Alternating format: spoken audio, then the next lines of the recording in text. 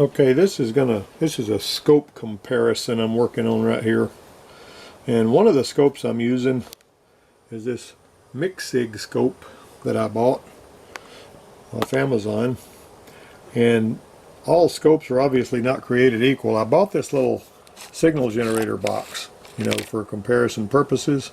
And you can buy one of these for like 17 bucks on Amazon. It doesn't cost very much. Of course, it doesn't come with a power supply, so you're going to have to come up with your own 12-volt power supply to drive it. And excuse the trash that's all over my bench, but you know how it is. Entropy causes your bench to go wacky. Alright, I'm going to connect this little scope here, and you notice the settings. It's on 500 nanoseconds. Now you can actually change this one back and forth by touching the screen. Right there, to 200 to 500 and that kind of thing. So I'm going to show you the pattern that I get on this little MicSig scope at 500 nanoseconds. Now the cool thing about this is I can actually change this back and forth. I mean, I can actually turn these knobs on this thing and alter the signal a little bit. Alright, so I'm going to put that on a setting right there and not mess with it. Okay, now this other scope is it's the Hantek scope. It's a Hantek scope I bought several years ago, and I'm going to check that same signal on this Hantek scope. Of course, this Hantek scope is hooked up to a Dell Latitude computer, and it keeps trying to, pop up ads and everything. Well, I've got this Hantek scope connected to the USB port on this right here, and I got the latest Hantek software loaded on there. Alright, so with the leads that are coming out of the Hantek scope, I'm going to go ahead, I'm going to set this up here, and I'm going to put these two leads in the same holes. And you notice, this is set on the same setting, 500 nanoseconds, and whenever you're looking at the 2 volts, each one of these little graticles, these little blocks in the graticle, is basically going to be 2 volts in range. But you see this resolution of this Hantek scope, even with this $2,700 Dell Latitude, is just not nearly what this little MicSig scope is. And it's the same signal that you're looking at here as what you were looking at over here. Now let me reconnect this one more time so you can see it.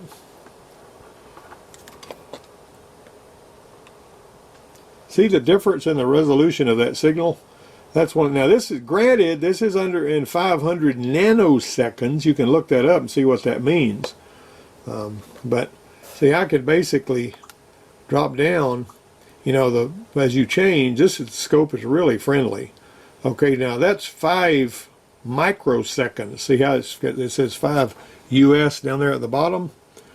Alright, and so let me see if I can change this other one to 5 microseconds.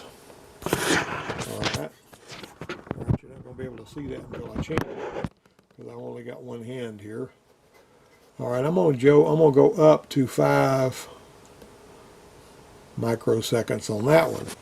And see, even on that, you can basically see that that's a signal. It's not smooth because it's not sampling as rapidly as this other scope, which is really a better scope. What I'm doing right now is I'm going to hook that lead right there. That is really a tight alligator clip, to that one, and that one to that one. So I'm looking at both scope readings simultaneously. I'm hooking into the little output port on this thing. And you can easily look from there to there. So you can see the difference. That one versus that one. I despise the way that thing turns into a mirror and you get caught up looking at what's behind it. But anyway, that's a... Alright, now I can turn the knob and change that so you can actually get a niftier signal. See that one there? You see how you can see the little... Let me see if I can find a good place to put that. See how you can see the little ripples, the little pintle bumps like you would see if you were checking injectors? Look at this one. That one can't even pick that up. And so this Hantek scope, though, I will tell you, the Hantek scope when I bought it only cost $100, and this one costs about $800 if you buy one from Amazon. You get, and this one, yeah, granted, this is made in China, but so is that one. But you're going to get what you pay for when it comes to a scope. That's a touch screen, and obviously this one here would be a touch screen if I had it on a touch screen machine. But that's just a little short lesson on these here scopes and how you need to have one that'll give you some serious resolution if you're going to do automotive work with it. Fan motor from a Grand Marquis. Actually, I changed my dad's fan motor. And I've got this amp clamp set up, current clamp, if you will. And it's on channel 2, which is the blue. And the voltage is being measured on channel 1, which is the yellow. Alright, you see my bright orange t-shirt over here. I'll be wearing a dark colored t-shirt, I guess. But what I want you to look at here is I want you to see what those two do whenever, and this is kind of an object lesson here. Notice how you've got that spike right there. The voltage goes up at the same time as the amperage goes up. This is similar to a starter when you're starting a car. The difference is you're using a battery to start the car, and you'll typically see the voltage go down while the amperage goes up. It will be different, slightly different from this. But the reason you're seeing that spike is because it has to get this motor started, and it takes a little bit of a push to get it started. It's kind of like when you're pushing a car. Initially, to get it rolling, you got to push it a little harder. Also, what you need to recognize is that lights do the same thing. A light will actually have a surge in voltage whenever it first turns on, or I'm sorry, not a surge in voltage, but a surge in current, just like this motor does. Right, and that's a little demonstration I was going to do of that. You can get this same reading using these. If you are on this Hantek scope that I was showing you a minute ago, if you get up into these higher, the ranges where your milliseconds, see, I can actually go up here to 200 milliseconds, or I can actually go to 1 second per gradical. In other words, this gradical's got this grid that you can barely see, but each one of these, it's 1 second for each one of those it transverses, each little part of that cube. See that? Now if I go up to, you see how that's is zooming out on it? Alright, let's zoom out to 2 seconds.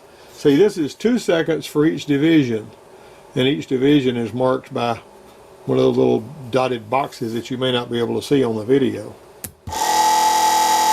So you can basically see that, but if you wanted to zoom in, you're only going to be able to zoom in on what you've been seeing. So you go from no current to a spike in current, and then to a really noisy current signal, because this motor is pretty much just fried anyway. It's an old one. It was on my dad's Grand Marquis. That's another little thing I wanted to show you too.